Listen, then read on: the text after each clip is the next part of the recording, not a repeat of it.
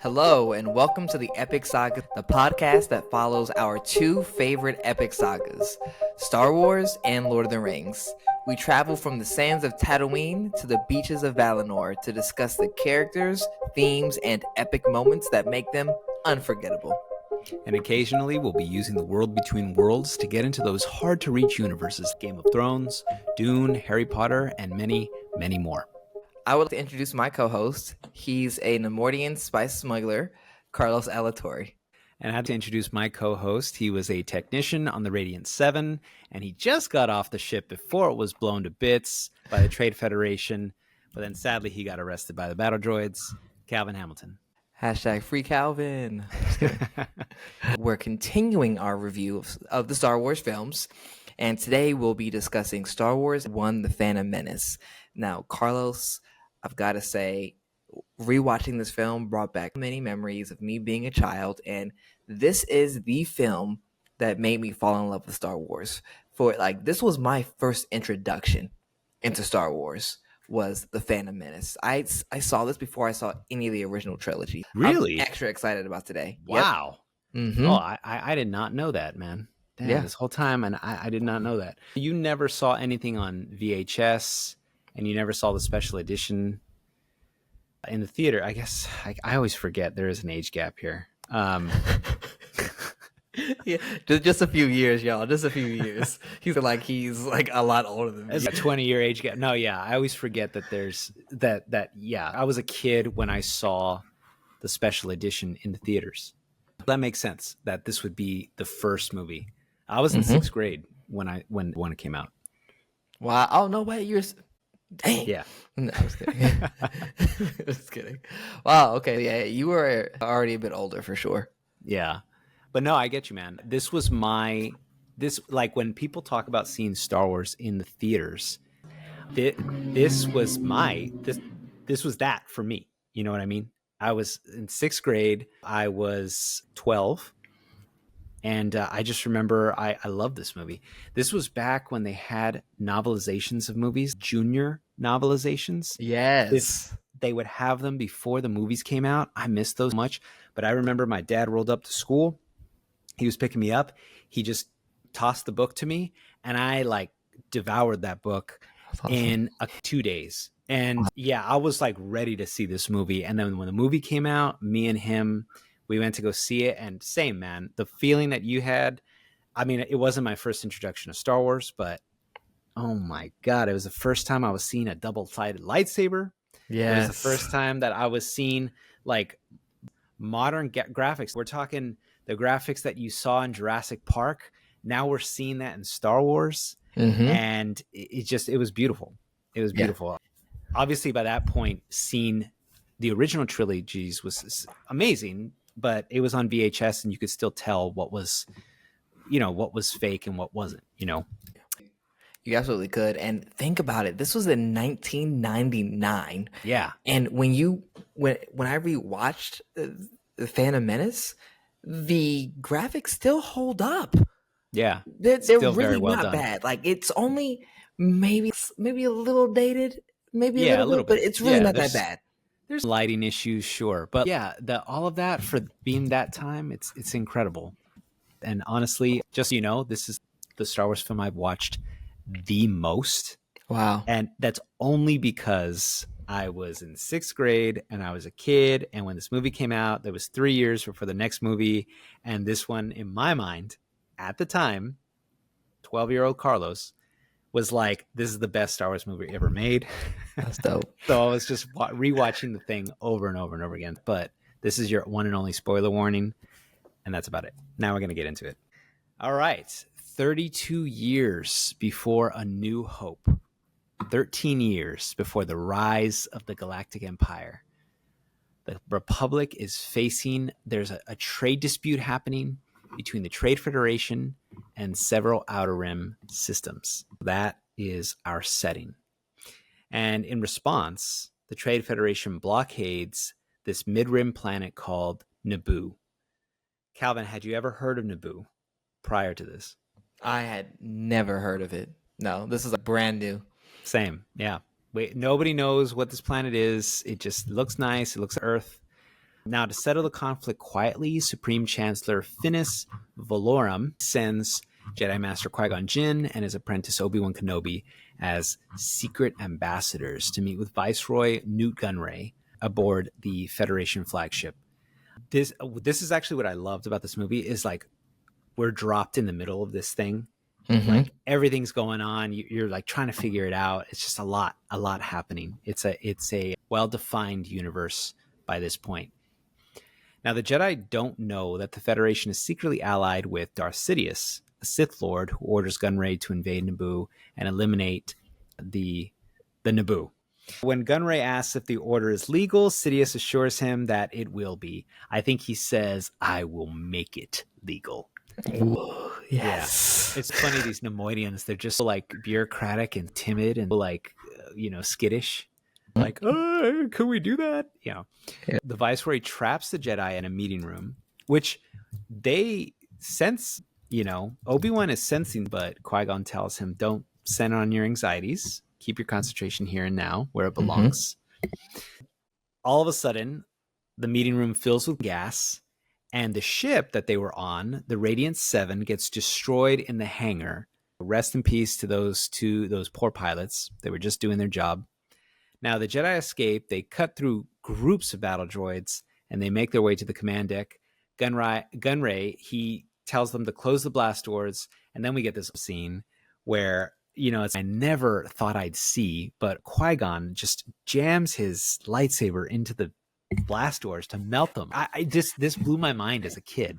I was just like, oh, I've never seen a lightsaber do this. This is incredible.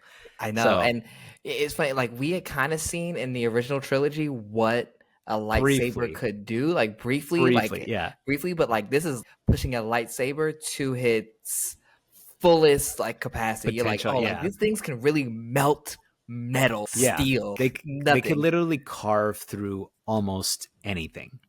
And I mean, at this point in time, we don't know about Beskar or anything like that, right? Right. This could carve through anything, and just the way they're handling these lightsabers, it was just beautiful, elegant, artistic.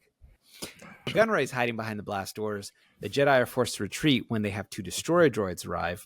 The Jedi stow away on separate landing craft headed for the surface.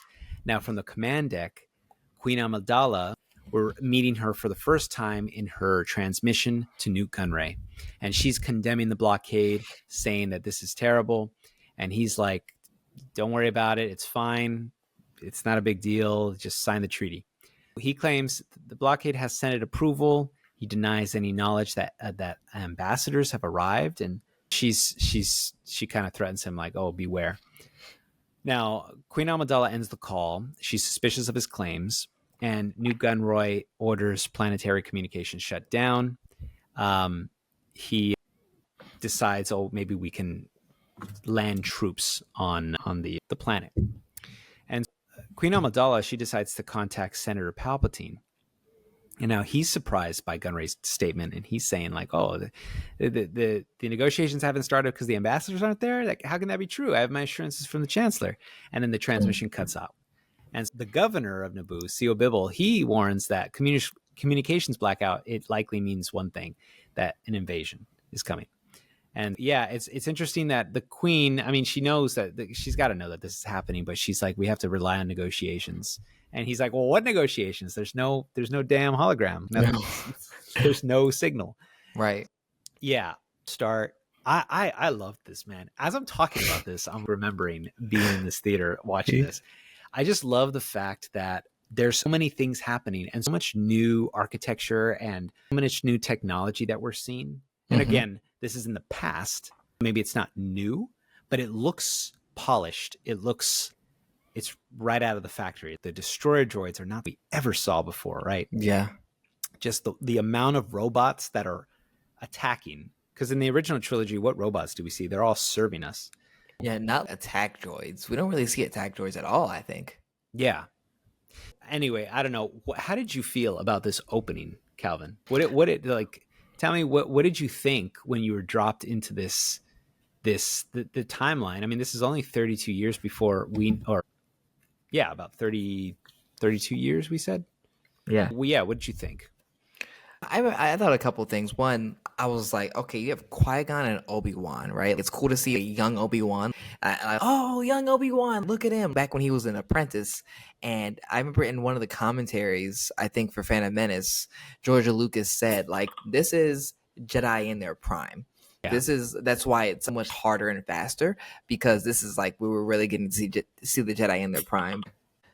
I just remember feeling like, whoa, they're like powerful. Like you can't just like knock a Jedi down. And then like, if you remember, they use force speed to like get to escape the destroyer droids. And, like we don't really ever see that again, nor have we seen that like up until that point, right? And it's like, wow, you see the Jedi in their prime, and we're seeing Jedi on a mission from the Jedi Council, right? This, like Yoda in Return of the Jedi or Empire Strikes Back says, for 800 years have I trained Jedi.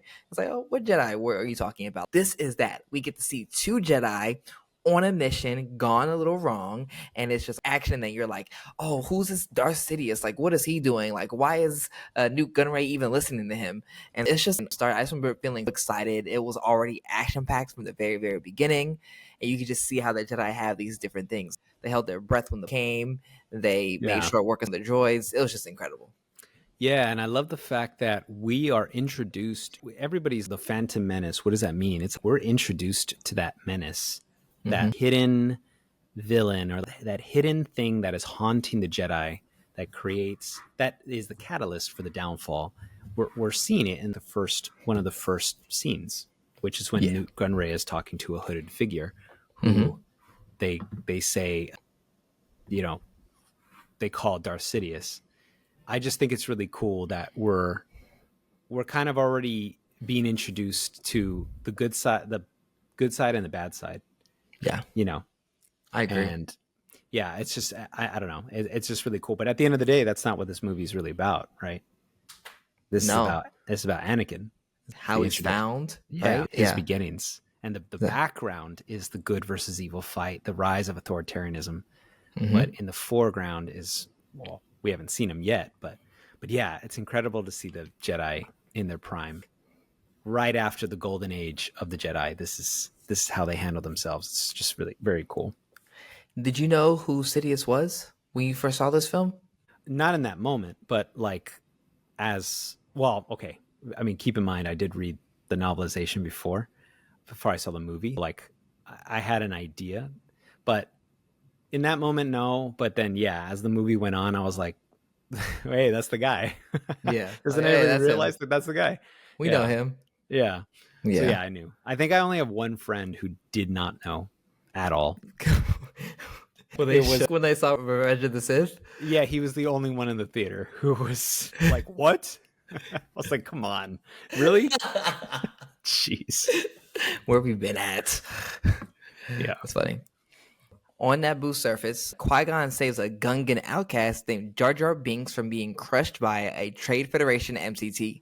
Obi-Wan arrives while being traced by the STAPs, which Qui-Gon destroys. Jar Jar leads them to Oda Gunga, the Gungan underwater city, where they meet Boss Nass. And let me just say, Carlos, this is a cool scene. People back in the day, people hated on Jar Jar Binks, right? Yeah. But the Gungan city was cool. I was like, oh, they're putting their little like breathing breathers. They swim and like, come on, it's super cool. It's a beautiful underwater city. Yeah. It was very like, I don't know, it kind of reminded me of a Tim Burton movie. I can see that. With the music and everything. It was very surreal and otherworldly. For sure. The Jedi ask for help for Naboo, but Boss Nass refuses because he is resentful toward the Naboo people. He sends them away in a bungo submarine, and along the journey, they are attacked by a sea killer and a Kolo clawfish, both of which are eaten by a sand aqua monster. And I love how Qui-Gon's, there's always a bigger fish. It's just like a core memory of mine when I'm thinking about this movie, you know? Yeah. The Jedi, with Jar Jar accompanying them, they reach Theed and rescue Queen Amidala from the Trade Federation. Using the Force in their lightsabers, again, super dope, they easily defeat squads of battle droids. And I love how in this film we get to see how like droids are really no match for a Jedi. It's nothing. It's pointless. Exactly. It's slicing right through the candy. Yeah. They depart for Coruscant to seek help from the Senate, and as they attempt to run the blockade, Federation battleships damage the Queen's starship. But the astromech droid R2D2, I'm sure that was cool for you, right? Seeing Yeah, R2D2. I was like, all our heroes. This is Right, great. right. Yeah, he repairs the ship in time for them to escape, but the hyperdrive is too damaged to continue. They land on Tatooine to find parts, and there they meet Anakin Skywalker, a young slave owned by this Toydarian junk dealer named Watto. Now, Watto has the needed hyperdrive components, but Republic credits are worthless on Tatooine. And Qui-Gon tried to use a Jedi mind trick. I remember watching this like, yeah, he's got him now. Yeah, he's about to be on with those he's... parts. Yeah. And then he was like, no, they won't. No, they won't. He said, what do you think you were kind of Jedi moving your hand around that? I'm a Toydarian. Mind tricks don't work on me. Only money. He said, no money, no parts, no deal. Come on. Good. I'll ask you about that in a minute. And then later, Anakin brings him back home. He says, come follow me. And he introduces him to C-3PO, a droid he's building, which is a huge bomb drop. This is crazy. Crazy. Darth Vader made C-3PO? What? Exactly. Thank the maker. Qui-Gon senses the Force in Anakin and believes that he might be the chosen one, prophesied to bring balance to the Force. Qui-Gon makes a wager with Watto and enters Anakin into a pod race with the boy's freedom and the ship parts as the prize. And, Qui-Gon, he uses the Force to manipulate the dice that he rolls. You can see him wave his hand very slightly. And Qui-Gon ensures that Anakin will be freed, but he's unable to win his mother's freedom as a part of the deal.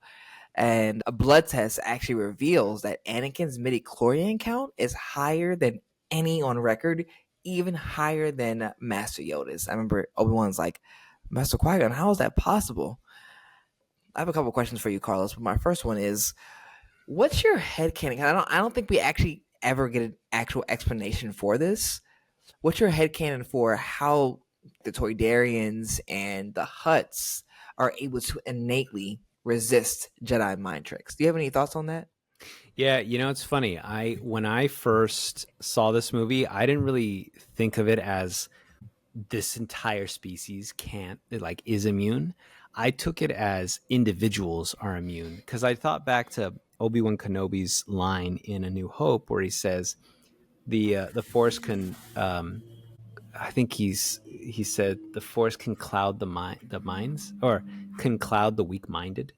The Force can have a strong influence on the weak-minded. There you go. Strong influence on the weak-minded. For me, that was like, okay, anybody who is just not all there, or who's not very sharp, or doesn't have strong will, is going to be affected by this. That's kind of how I took it, because you see humans who can resist it and others can't. I didn't really take it as Toydarians are immune completely. I took it as Watto was just immune because, I don't know, this guy was just very sharp, and Jabba was immune. I didn't take it as all were. That's kind of my headcanon. I thought his line of, oh, I'm a Toydarian, I thought it was kind of like, come on, man, I'm an American, you can't do that to me. That kind of line. That kind of like, oh, I'm a proud member of my race, and nice try. Which is funny, because why would he say that if he doesn't know Qui-Gon's a Jedi? I'm not sure why he even said that in the first place. But anyway, that was my thinking. For sure. And and I forget this until I watch this movie again, but Anakin was a slave. Like, he's actually a slave. Him and his brother are slaves. How does that sit with you when you first are seeing this and learning about Anakin, knowing that he one day becomes Darth Vader? I think the first time I saw it, I was surprised that he was a slave. It's kind of like, what? I don't know. We don't hear any mention of that in the original trilogy. But I think the first time we're hearing that, it's just kind of like this. It feels like this anachronistic thing that shouldn't even exist in this galaxy, right? But it is. I think if you're going to talk about the most humble beginnings, you would say not only was he poor and he like lived in a hovel, that was actually very charming and comfy. But it was that he was owned by, and I believe he tells Padme that they were owned by Gardula the Hutt, and she lost the bet on a pod race to Watto.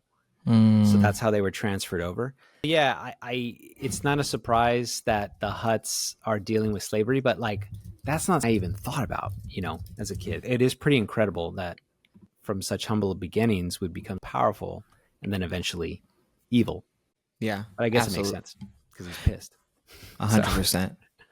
Yeah, and it's just very interesting that like he is a slave, and I just wonder down the road when we're rewatching Attack of the Clones and Revenge of the Sith, can we see that trauma in him as an adult of having been a slave and all that? Because we know he misses his mother years later, but like I feel you do see some of that trauma. I don't know about in the trilogy, but I do the original trilogy, but I feel I saw a lot of that trauma later on in the prequels and in the Clone Wars show.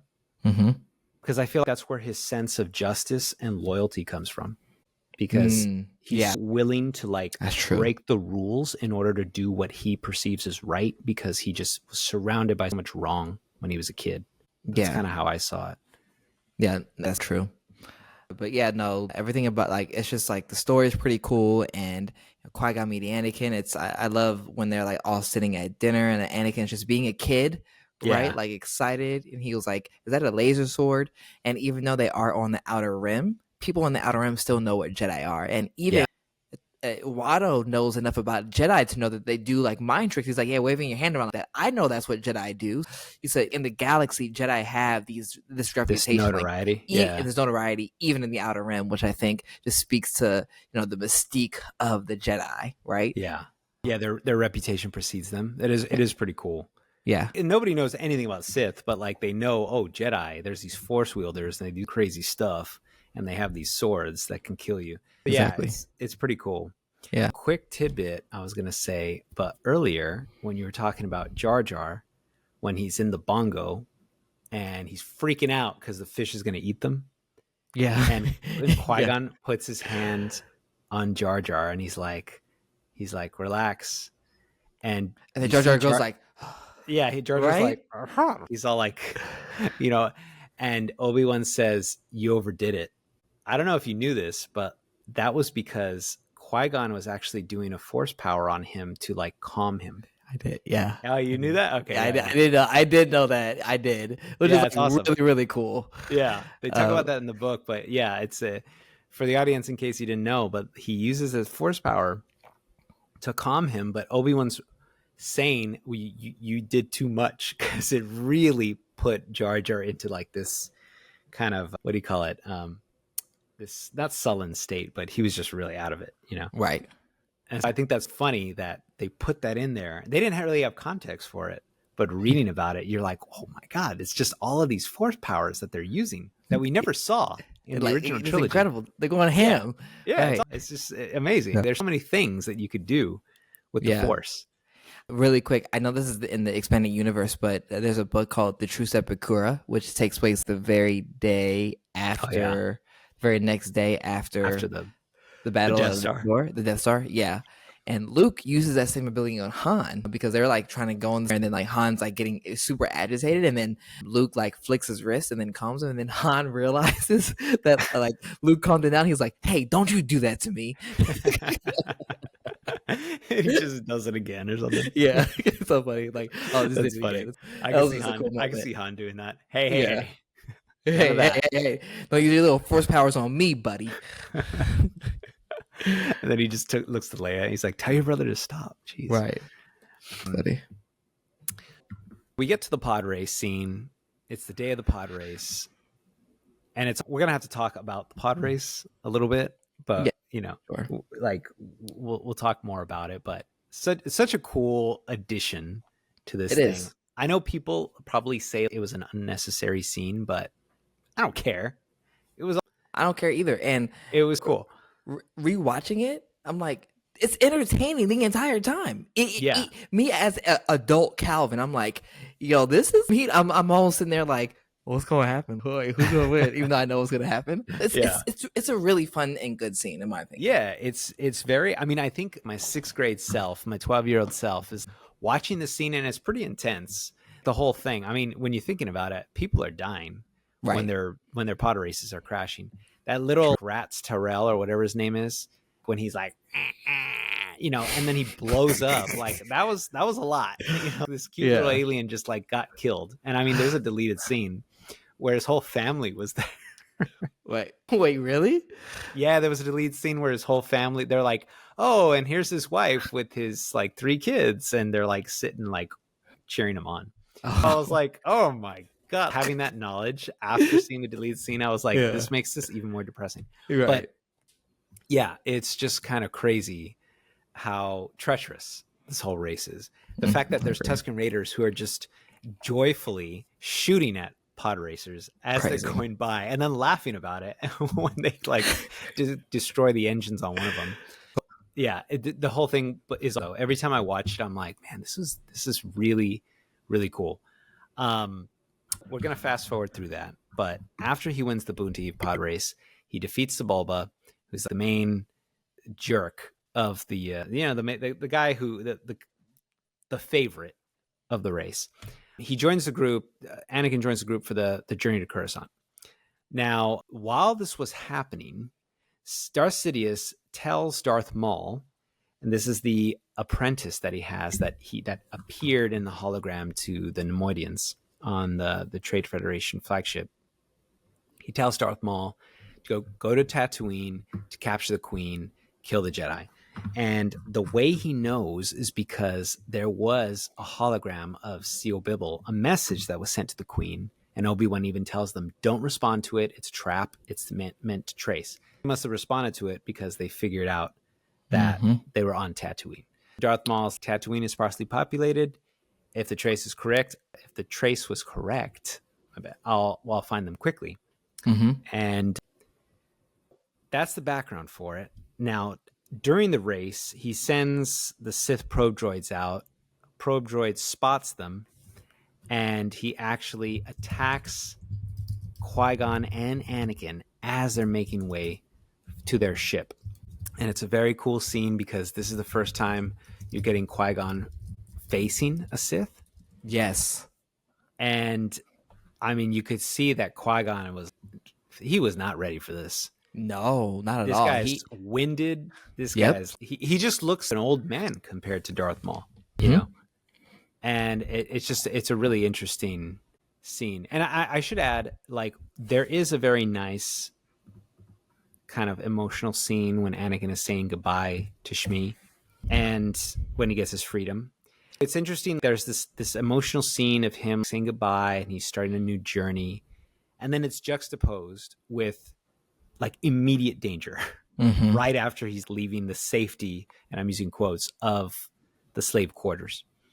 There's a pretty cool scene in the book where Darth Maul briefly looks down at the prone body of Anakin because Anakin dropped to the floor, and they make a lot of they talk a lot about that. Qui-Gon turns to Anakin and he's like, Anakin, drop, and Anakin just drops, and Darth Maul was ready to splatter him, like just crash right into him. Which is counterintuitive because, well, sorry, go ahead first, and I'll come along after that. Well, no, go. Why do you think? Just because, like, they would have killed the Chosen One, which is everything that Palpatine has been like pushing for, right? To get Anakin under his wing. Yeah. I just wonder, like, did Palpatine at this time already know that the Chosen One was out there because of what he did with Plagueis? And if he should never have had Maul try to kill that little boy, or did he not know yet at that time? I don't think he knew. I don't think. I think the thought was maybe because, you know, based on, I mean, this is getting into EU territory, but I don't think they knew exactly what Plagueis had done. I think it wasn't until later that he maybe he knew, oh yeah, you created life, but they didn't know where that life was. And that's probably the last thing he's thinking about because he's doing all his chicanery and political machinations. But Darth Maul, he's just a dog off a leash, right? He's just trying to kill the Jedi. I don't think he even knew anything about Anakin and all that. But what they mention in the book is that when Darth Maul kind of hovers over his prone body, he's thinking, wow, any other child would have hesitated, would have stopped and been, what? Why? And then would have gotten killed. And he sensed this kid has the Force. There's a brief snippet in one of these old books that I read about Darth Maul where he says, if I can kill the Jedi, maybe I'll take this boy as my own Padawan. There was that acknowledgement of, oh, this must be a Force-sensitive child. Whatever, I don't care right now. I just want to kill the Jedi. It's interesting that there is that acknowledgement of that, and the fact that Anakin, any other kid would have, even me, if he's like, hey, drop, I would have been like, what, why? And I probably would have gotten killed. Yeah, so, same. Yeah, it's just interesting that whole thing happened. There's a lot that happened in a very small scene, you know? Yeah. Wow. So anyway, they briefly duel. Qui-Gon, you know, he's tired. He explains this to Obi-Wan. They introduce him to Anakin, and then they head to Coruscant. On Coruscant, Qui-Gon tells the Jedi Council that he thinks the fighter that he dueled on Tatooine, it was a Sith. And this is a dark side order thought to have been extinct for over 1,000 years. That Ki-Adi-Mundi mentions. Impossible, right? Freaking Ki-Adi-Mundi. And hey, leave my guy alone, bro. Oh, you that guy? That guy's a jerk. No, he does what he needs to do for his species, bro. Bro, his EU backstory is, oh yeah, you know it. Yeah, I know, bro. This guy's the worst. Whatever, bro. He asks permission. Qui-Gon asks permission to train Anakin as a Jedi, which kind of sucks for Obi-Wan because he's like, bro, come on. You're my teacher. Obi-Wan looks at him like, bro, like, what? So you're an apprentice. News to me. Okay. The council tests the boy, but refuses because they believe he's too old, even though Anakin aced the test. They sense much fear in him, which clouds his future. And it's kind of funny because they say, how feel you? And he says, cold. And in the book, they talk about how Anakin literally felt cold because he was still dealing with all the, like, how cold it was on the ride over there in space. And he's just used to the warmth of Tatooine because it's so damn hot there. Makes sense. Yeah. He was kind of being facetious. Senator Palpatine, he's talking to Queen Amidala about the corruption in the Senate, and he suggests she may have to call for a vote of no confidence in Chancellor Valorum if he doesn't, you know, help her out with her demands. And that whole scene in the Galactic Senate was actually pretty cool. It's the first time we're seeing that. But yeah, it's all so much bureaucracy and much like blocking, you know. Who are the guys? They're called the Grands with the three eyes. You know, the species is the Grand, right? Yeah. The species is the Grand. They just come out of nowhere and they're like, "Oh, we concur with the Trade Federation. A committee must be appointed." It's like, bro, go sit down. Who even asked you to come up here and talk? It was just much, much gaslighting for this poor woman who's just trying to save her people. Yeah. And you know, her plea for help is blocked. She does exactly what Palpatine suggested, which is, okay, you know what? No confidence in Chancellor Valorum. Poor guy. I mean, I don't know. And I felt kind of bad about that because it wasn't really his fault. Palpatine is nominated as a candidate for the Chancellor, but frustrated by the Senate's inaction, Queen Amidala decides to return to Naboo to fight for her people herself. And the Jedi Council sends Qui-Gon and Obi-Wan with her, hoping to uncover any Sith involvement. Now, question, Calvin, did you know that Padme and Queen Amidala were the same when you were watching this movie? No, I was shook. Are you kidding me? Really? You didn't know? No, I didn't know. And don't do me like you did your friend in Revenge of the Sith. All right, this is not that obvious. I'm not. I read the books. I cheated. Okay. I cheated. So shout out to, I think, Keira Knightley, who's a great actress. Oh, yeah. Caribbean, a whole bunch of other stuff. She played the double. Or the, that's right. What do you call it? Not the double, but the decoy. She was played the decoy for Queen Amidala, which I think is pretty cool. But I had no idea. I was when I know I haven't gotten there yet, but when the look that Anakin looks around with what happens, he's like, what? And then like even Qui-Gon like smirks a little bit, like yeah, like yeah. But I mean, Qui-Gon knew though Yeah, they because knew. yeah, back on Tatooine, she told him, she was like, the Queen doesn't approve, and then he was like, the Queen doesn't need to know. Yeah. Yeah. It's like, the Queen trusts my judgment, young Yeah. handmaiden. You should too, young handmaiden. Yeah. Yeah. Well, I don't approve. Yeah. He's like, She sat down, a little kid. Huh. yeah, that was funny. Yeah. You assume too much. Yeah. Funny. And I like when Panaka has her come out and says, "Oh, can you take one of the handmaidens?" And he's like, "Yeah, no more commands from my highness today." And he's like, "The Queen wishes it." And then he's like, "All right." And I think at that point he knew. He's like, "Okay, yeah, all right, get over here, Queen. Come on, Queen. Fine. Yeah, just follow me." And it's interesting that she makes the choice to go. Why? I know we already passed that, but why is Padme want to like go with him? Yeah, I don't know. I guess I know that she likes to, because I read short snippet novella on Queen Amidala's perspective, and she often did that in Naboo.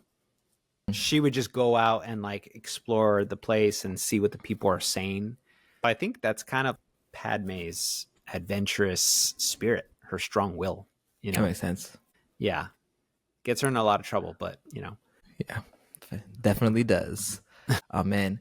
And I just want to say, it was cool to see the Jedi Council for the first time. Oh my goodness. Yeah. You saw all those Jedi, and then we saw Yaddle for the first time. I remember being like, oh, there's another one of Yoda. There's another what Yoda. The heck? Yeah. What? No way. What? That was cool. And then Sham as Mace Windu. That was cool. Yeah. Second in command to Yoda. Super cool. And then you just got to see all this diversity. There's a council, all these Jedi. Just incredible to see. Yeah. It was just to see, and all of these species and how regal they are, and how just all the protocol, and just there's a hierarchy to it. It was just really cool to see that. Yeah, I definitely in the agree. original trilogy, there's only 2 Jedi, right? It's just to see that this was really a big order. There was an organization to it, and there was just they held serious relevance in the galaxy. It's just cool to see that for the first time. And then it adds to the big question that this trilogy is leading up to, is like, what happened to all these Jedi? Yeah. How did we get to the point where there were only 2? They had so much power. They had so much prestige. What the heck happened? Yeah, exactly. Definitely setting the scene for like the, oh my God, Exactly. Mark clip. It reminds me, you sent me that funny video. Order 66. He's like, little boy starts crying. That was funny, dude. That was funny. That was fear in that. Yeah, actual fear, and then like real tears, like ah. His life was about to end in his mind. No, seriously. That's too funny. Oh yeah. All right, Mark clip. Back on Naboo, Queen Amidala tries to find the Gungans in Otoh, but Jar Jar discovers the city abandoned. He leads them to the Gungans' sacred place. The Gungans are wary until Padme, disguised as a handmaiden, reveals herself as the true queen and humbly asks for their help. She secures an alliance with Boss Nass, uniting their forces. Captain Panaka and security officers attempt to free from Trade Federation camps, rescuing only a few. Amidala outlines her plan. The Grand Gungan army will distract the main Trade Federation force, while she, Panaka, and the Jedi infiltrate Theed through a hidden entrance behind one of the waterfalls. Newt Gunray alerts Sidious, who orders the destruction of both the Gungans and Naboo. And by this point, Maul is already there on Naboo, right? Yeah. He's like, Lord Maul, be mindful. Let them make the first move. And it just shows you the cunning, I think, of the Sith, right? Of Palpatine, and how they use the Force too, right? He's like, be mindful, pretty cool. Yeah. And I think it's interesting that this was one in situation where we do see Sidious kind of caught off guard, because he was not expecting Queen Amidala to return to Naboo. That's true. Because this is an unexpected move for her. It's too aggressive. And I think it's interesting because for all this guy's talk of, oh, I've seen it, it is your destiny. He really, at this point, he's still unsure about certain things. And I don't know. I just thought that was interesting because it is kind of the power of, I don't want to say human spirit, but like people are unpredictable when they're desperate, you know? 100%. The Gungan army deploys its protective shield, which I thought was really cool. Super dope technology. Really awesome. Yeah. Like, oh, they just put the shield up. Like, that's very cool. Which is kind of the theme, right? It's the Obi-Wan keeps crapping on these pathetic life forms, the Gungans, Anakin, but it's like the Gungans have like pretty advanced technology. Yeah. And yeah, it's crazy because that's the theme, right? Obi-Wan's been talking crap on like all these pathetic life forms, and the Naboo have been seriously underestimating the Gungans, but here they are with all this advanced technology that like, nobody really employs. And it's like, yeah, they have shields, but it's a different version of the same shield. Anyway, I just thought that was really cool. Yeah, I know. I totally agree. And all those animals, anyway, that's all I'm going to say. It was just really cool to see all those huge like beasts of burden. Yeah. The Gungan army deploys its protective shield as 9 orders tanks to fire. He's one of the Nemoidian captains of the Trade Federation. The shield holds until battle droids are sent in, eventually overwhelming the Gungans and destroying the shield generator. Anakin, it's funny, he's in the hangar. He accidentally launches in an NY starfighter, and it's funny because he's actually in the same starfighter as R2-D2. I'm like, look, Father, look at this. Yeah. And he infiltrates the Federation's droid control ship, and he destroys it from the inside, killing Daltai Delphine, again another Nemoidian, and shutting down the droid army. Amidala's forces retake the palace and capture Newt Gunray. Yeah, and that whole scene is... Yeah, it is. Super dope. Like, meanwhile, as Anakin was launching, and before the droid control ship gets destroyed, Darth Vader, what am I talking about? Darth Maul comes into the hangar and he starts fighting the Jedi. And that scene just blew me away. And we got to talk more about it. But they fight, seeing the double-sided lightsaber. Oh my God. I still remember that.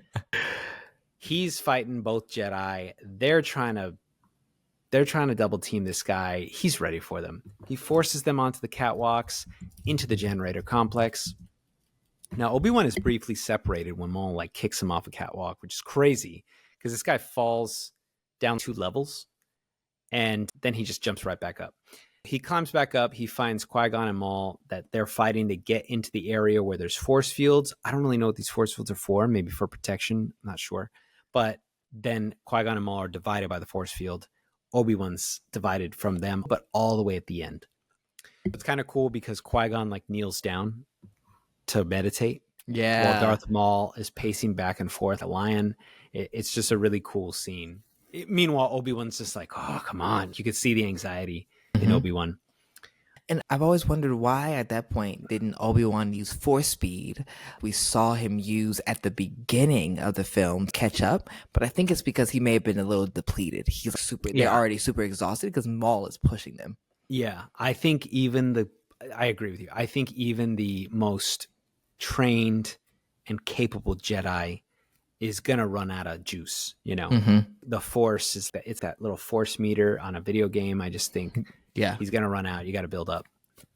But yeah, when the barriers open, Qui-Gon and Maul resume fight. But you know, Qui-Gon he's looking tired, man. He's looking old. And Maul strikes Qui-Gon in the chin with his lightsaber hilt, and then fatally stabs him. With Obi-Wan screaming in anger, or sadness, or despair. I don't know, all of those things. When the force field drops, Obi-Wan like jumps in there, and this scene is like, I love this scene. Tier. Top tier, Carlos. My gosh. It is one of the best lightsaber duel scenes. I will say, in my opinion. I agree. I'm right there with you. Because just when he's going with such ferocity, and then he chops the double-sided lightsaber in half. Oh my! That's when Maul's like, "Oh crap!"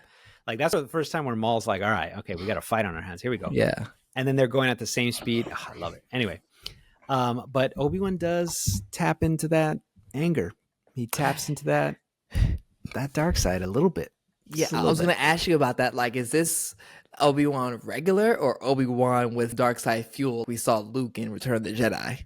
I think it was regular. I think this was him at his most focused.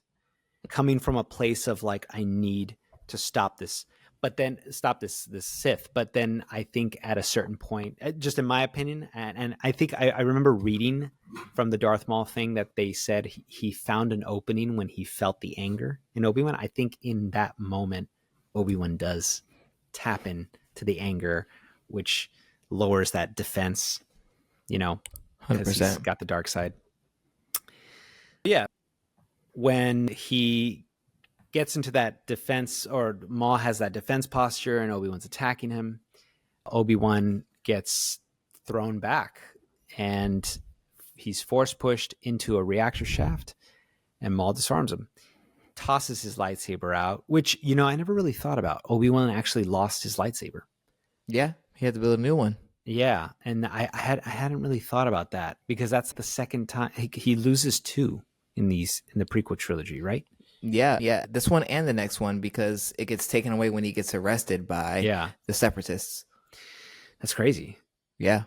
Obi-Wan hangs onto a pipe, he calms himself, and then he kind of summons Qui-Gon's lightsaber as he uses the Force to leap over Maul.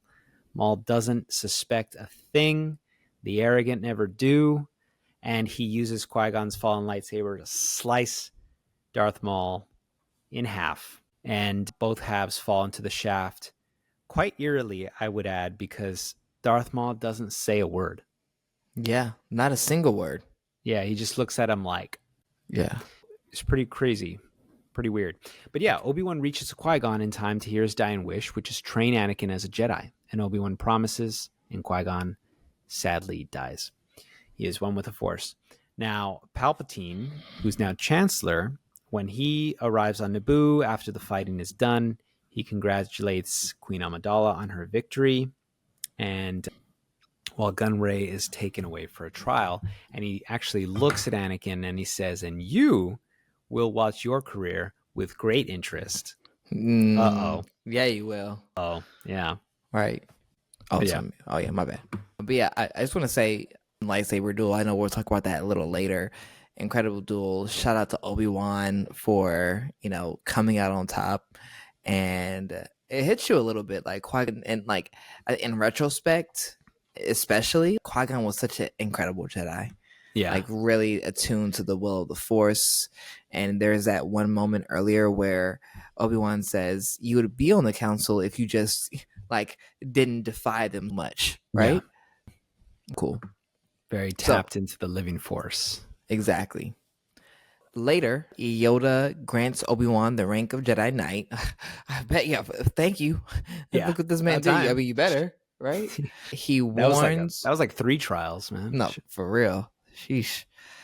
He warns against training Anakin, but tells Obi-Wan that the council has agreed to let him take the boy as his apprentice. Qui-Gon's body is cremated, and Yoda and Mace Windu conclude that one Sith remains, since there are always 2 at a time, a master and an apprentice. And quick side note, how do they know that? Yeah, I know. Like digging deep in the lore there. Yeah, Darth Bane is the one who created that. I'm sure he didn't tell nobody. He didn't make an announcement to the Jedi. How the heck do they know that? I think at the point they had to have gained knowledge of this, either by finding tomes or going into some ruins. Like I feel there had to have been. That. Yeah, and there must have been. I mean, we will never know, but I don't know. Yeah. Maybe it's a closely guarded secret amongst just the High Masters. Yeah, the Council. Yeah, the High Council. Yeah, maybe they have a holocron that they stole or stumbled upon, where a Sith Lord was saying "Oh, we think it should be this," or I don't know. Maybe they found Darth Bane's holocron. Maybe. Yeah, possible. Yeah, or they talked to him, because I mean they do talk to him in the Clone Wars briefly. Yeah. Briefly. But I was going to say, just side note real quick, how cool was it to see? Because when I saw this in the theaters at the time, it was an animatronic Yoda. It was a little puppet Yoda. Yeah. Yeah. I thought it was cool to see Yoda walking around. Yes. Yeah. Normal. Yeah. Because we never really saw that. And he didn't seem as old too. Yeah, exactly. He was walking around fast and I was like, oh, that's cool. I just remember seeing that. What? We're seeing Yoda walk around. Nothing. That was pretty cool. Super dope. The Naboo and Gungans celebrate together and feed. Anakin, it's really cool. And I'm mad that we only get one shot of this. He's now dressed in his Jedi Padawan tunic with a his hair training chopped up. braid. Yeah, Yeah, the hair chopped up looking like Obi-Wan, right? yeah. It's like, oh, that's really cool. He sees Palpatine, and the celebration ends with Amidala presenting Boss Nass and the Gungan people a gift of gratitude and friendship.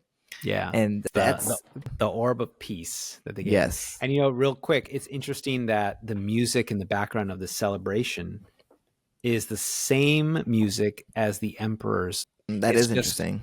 They just move the octave down or up, I guess, a few notes.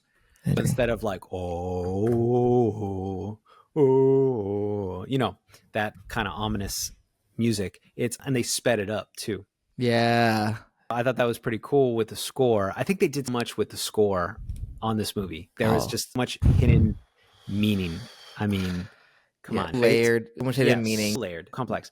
And I know people just don't give it enough credit. And I know, okay, maybe there are issues with the plot and all that, or whatever, the acting, but there's just much complexity to this movie. And in terms of the score and like the symbolism and the themes, and I just think it's cool because the idea of changing this from the Emperor to this new version is that the Emperor, or the villain, the Phantom Menace, the Sith, they still won. The Jedi may have won this one battle, but the plans are taking shape. The route is there, and it's all according to the plan, especially now that Sidious knows that Anakin is this like powerful force wielder. I just think it's really crazy that they added this complexity to it. Incredible. Like, at the end of the day, Maul's dead, but Maul was only ever a tool in the first place. Yeah. And Palpatine is now the Chancellor of the Republic. We have a Sith Lord, like, leading the Republic, which is, when you think about it, is crazy. Yeah. This is what they've been working 1,000 generations, 1,000 years to get to. Yeah. This is like what, 3 steps away from taking over everything. Exactly. He's 2 or 3 steps away from his ultimate goal. Right. Of the Sith having, like, controlling the galaxy again. It's pretty incredible. We're right at the end. We're not even 32 years. We're already almost at the end of the grand plan of the Sith. Yep. It's just insane. But yeah, I always liked that little thing. And what I love about this movie is that everything is shiny and new. It's all like, it looks beautiful. Yeah. It looks colorful. It looks vibrant. And you look at the sky around the Jedi Council and it's still clear. And as we go through the movies, the sky is going to change. It's going to start looking cloudy and there's going to be a lot of sunsets and then it's going to start looking dark. And I think it's amazing. I once read that if you compare the architecture of the first movie with the architecture of the third movie, you see how everything's changed. Things are a lot more sleek in the first movie, but everything becomes angular and more mechanical in the third movie. Interesting. Yeah, because it's the golden age is coming to an end. Like the sun is setting on the Republic. Yeah, I love the visual poetry of this movie. Yeah. Same. With the end of, I want to ask you, Calvin, how'd you feel about this movie? I know I gave my whole take. You tell me how you felt. No, I really, really enjoyed this movie. I think that there's just like much like building that it does. And when you go back to what this movie was in its time, it had a tough task. This was the first movie after the incredible, original trilogy that we got that was going to tell the story of how Anakin Skywalker became Darth Vader. And so it had a big task. It had to relaunch the Star Wars universe, right? And I just think that it was a very modern, the lightsaber fights were amazing. We got to meet Anakin, got to see how he joins the Jedi, right? We didn't know it yet, but we got to see Luke and Leia's mother, who's Padme, right? And I just thought the scoring, even the Duel of the Fates, I just remember like I wasn't even like really worried about scoring at the time that I saw this, but I remember being like hyped the heck up when that music Yeah. Sila, Yeah. come on, like Yeah. just next level, like, and I just thought, Bro, yeah. and It like, was having edge watched of your this, seat, heart pounding, like yes, that. Yeah. it's too good, and just seeing how manipulative and how I don't him. I'm not. You love Sauron. I don't love Palpatine like this. Okay, Hey, you but guys respect the brilliance. You can see, respect the strategic element of this. there you go. No. But you are right. Like, Sidious is block for Nab vote of no con on the current to get himself voted. Yeah, it's incredible. Yeah, he's using a geopolitical situation and relying on the distrust that people have of government. Yeah, to gain control of government. Incredible. It's familiar. No, I'm just saying, like, this happens in real life in our world. There's so many historical like examples of this. Yeah, it's incredible. Yeah, there are. And I didn't, as a child, I couldn't appreciate that aspect. As a child, I was just like, oh, lightsaber fights. And, oh, this little boy that wants to be trained. And, oh, man, this is cool. But I was like, who cares? Senate, boring. Like, meh, boo. But like, now I'm like, oh, this is serious. Exactly. Watching it as an adult, I'm like, George Lucas was, I think the young kids have this phrase that he was in his bag. George Lucas was in his bag with this film. Like, really, it's just layered. And it's that I come back to. Every time I come back to this film, it gets better. It gets better. Yeah, I would agree. I mean, I think every time I rewatch this film before all the other content, I liked it. I mean, I loved it just because of the nostalgia. But yeah, there was issues with it. But I think given what we know now and the added context, and especially after the Clone Wars, man, this movie is just different. And obviously now that I'm older and I can understand the more nuanced aspects of the film, it's different. And it's you said layered, and it's incredible. Now we're going to get into our next segment, the casualty report. We will list off all those that have died / become one with the Force in this film. And first up, we have Qui-Gon Jinn, of course, R.I.P. Got cremated the Jedi way, which I think was a cool tie back to how we saw Luke burning Vader's body on Endor. Yeah, that's right. And then we have Darth Maul, but not really, because at the time we thought that Darth Maul died. We thought he was dead. Yeah, we thought he was dead, but he actually, as we know from the Clone Wars, he ended up surviving.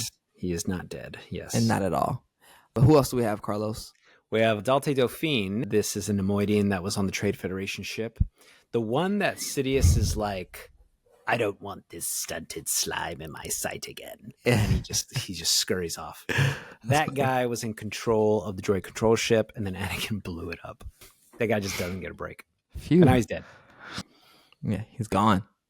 And then we have a lot of Naboo security officers. These guys gave their lives for, the honor and privilege of their queen. Mm-hmm.